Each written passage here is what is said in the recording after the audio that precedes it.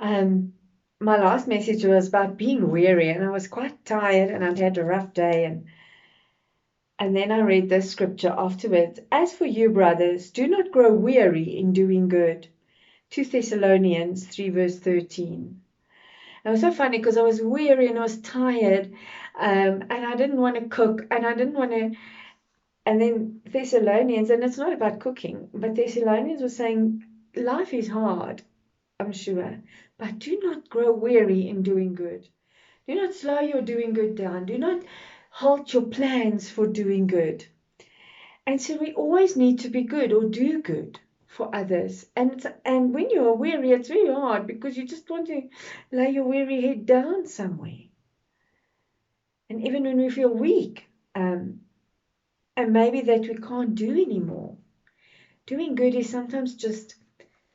So what I did the other day when I was so tired, I just took my cup of tea and I went and sat on my bed.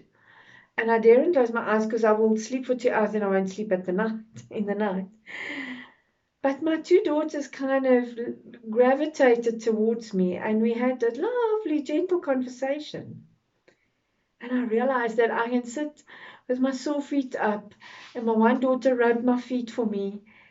And that was doing good because in that moment, in my two beautiful daughters' lives, it was good to be with their mom on her bed, just chatting in the middle of the day when other people are doing other things. We could just sit and I could do good there. And I was so grateful when I saw this because I first thought, oh, because I have to be honest, I got a little bit cross with some of the students at the school and I raised my voice a bit, which is really not my place, but I did anyway. And they were all shocked.